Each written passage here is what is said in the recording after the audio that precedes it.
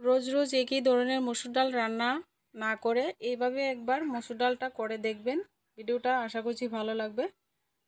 আমার চ্যানেলে যদি নতুন বন্ধু হয়ে থাকেন আমার চ্যানেলটিকে সাবস্ক্রাইব করে দিয়ে পাশে থাকা বেল আইকনটি বাজিয়ে দেবেন। আমার চ্যানেলের নিত্য নতুন ভিডিও আপনারা সবার প্রথমে পেয়ে যাবেন। ঘরোয়া উপকরণ দিয়ে কিন্তু এই সুস্বাদু মসুর ডালটা রান্না করতে পারবেন। চুলায় একটা প্যান বসিয়ে দিয়েছি, এর মধ্যে আমি পরিমাণ মতো সরষের তেল দিয়ে দিলাম। তো আমরা ঘরে যেভাবে ডাল রান্না করি সেইভাবে কিন্তু অল্প পরিমাণে তেল দিয়ে কিন্তু রান্নাটা করতে পারবেন। আর এখানে আমি 1 কাপ মসুর ডাল আগে থেকে এবার একটু জলে ভিজিয়ে রেখেছি, এতে করে একটু সময় কম লাগবে। আপনারা কিন্তু না ভিজিয়েও রান্না করতে পারবেন, কিন্তু ভিজিয়ে রাখলে সময় কম লাগবে। এদিকে আমার তেলটা গরম হয়ে গেছে। এবার এখানে আমি ফোড়নে দিচ্ছি এখানে একটা তেজপাতা মাঝখান দিয়ে চেরা আর একটা শুকনো লঙ্কা।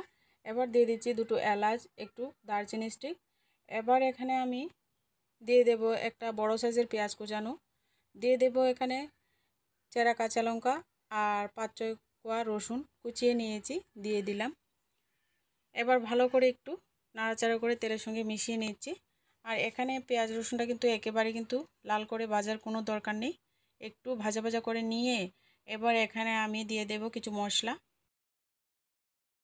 এবার এখানে 1/2 চামচ হলুদ গুঁড়ো আর 1/2 চামচ একটু শুকনো লঙ্কা গুঁড়ো দিয়ে দিচ্ছি। আর হলুদ গুঁড়োটা আগে দিয়ে দিয়েছি, কেননা একটু ভাজা ভাজা হলে রেসিপিটা দেখতে কিন্তু ভালো লাগবে। তো এবার কিন্তু ফোড়নের সঙ্গে একটু ভেজে নিয়েছি, একটু নাড়াচাড়া করে ভেজে নেবেন, এতে করে যাতে মশলাটা পুড়ে না যায়। একটু হালকা করে ভেজে নিলেই চলবে।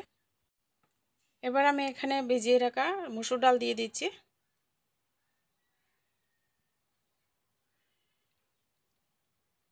এবার ডালটাকে আমি ফোড়নের সঙ্গে ভালো করে কষিয়ে নেব।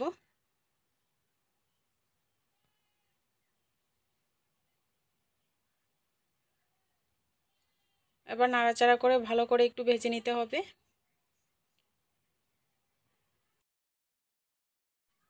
এবার একটু পরপর কিন্তু নাড়াচাড়া করতে হবে, ডালটা যেন একেবারে পুড়ে না যায় বন্ধুরা, তো এদিকে খেয়াল রাখতে হবে। এই রেসিপিটা অবশ্যই বাড়িতে একবার করে দেখবেন, গরম ভাতের সঙ্গে এবং রুটি পরোটার সঙ্গেও খেতে পারবেন। এই মসুর ডালের এই রেসিপিটা খুবই ভালো লাগে, খুবই সুস্বাদু এই রেসিপি। ভাজতে ভাজতে একটা সময় দেখবেন মসুর ডালটা থেকে খুব সুন্দর একটা গন্ধ বেরোচ্ছে, একেবারে দেখবেন ভাজা ভাজা হয়ে যাবে। তারপর আমি এখানে পরিমাণ মতো জল অ্যাড করব। তো আমার কিন্তু মসুর ডালটা ভাজা হয়ে গেছে, তো একটু লালচে লালচে কালার হয়ে গেছে ভাজতে ভাজতে। তো এবার এখানে আমি পরিমাণ মতো জল অ্যাড করে দেব। এবার এখানে আমি 1 গ্লাস জল দিয়েছি, আরও 1 গ্লাস জল দিয়ে দেব। আমি টোটাল এখানে 2 গ্লাস জল ব্যবহার করেছি। এবার একটু নেড়েচেড়ে দিয়ে এবার এখানে পরিমাণ মতো লবণ দিয়ে দেব। আমি এখানে 1 চামচ লবণ দিয়ে দিলাম। এবার ঢাকনা দিয়ে ঢেকে রান্নাটা করে নেব। এবার এখানে 5 মিনিট সময় নিয়ে আমি ঢাকনা দিয়ে ঢেকে রান্নাটা করে নেব। এবার ফিরে আসছি 5 মিনিট পর। 5 মিনিট পর ঢাকনাটা তুলে আর কিন্তু ঢাকা দিতে হবে না। এবার মসুর ডালটা যেন একেবারে গলে গলে না যায়, তো একটু যেন দানা দানা থাকে, একটু যেন আস্তে আস্তে থাকে, এরকমভাবে কিন্তু এই মসুর ডালটা রান্নাটা করতে হবে। এইভাবে করলে কিন্তু মসুর ডালটা ভালো লাগে। এবার এখানে আমি ভাজা জিরা ধনে গুঁড়ো দিয়ে দেব। তো জিরা ধনে গুঁড়োটা ভাজা ছিল তাই পরে দিয়েছি, আপনারা যদি কাঁচা ব্যবহার করেন তাহলে কিন্তু পুরনে দিতে পারেন। এবার একটু নেড়েচেড়ে আরও 1 মিনিট ঢাকনাটা খোলা রেখেই রান্নাটা করে নিতে হবে। এবার কিন্তু রান্নাটা মোটামুটি হয়ে গেছে। তো ডালের ঘনত্বটা বন্ধুরা দেখিয়ে দিচ্ছি। তো ডালের ঘনত্বটা আমি এই পর্যায়ে এইরকম রেখে কিন্তু নামিয়ে নেব। আরও শুকনো হয়ে আরও শুকিয়ে যাবে, যখন আমি ডালটা নামিয়ে নেব তখন কিন্তু আরও শুকিয়ে যাবে ঝোলটা। তো এবার চুলা আঁচটাকে বন্ধ করে দিয়েছি।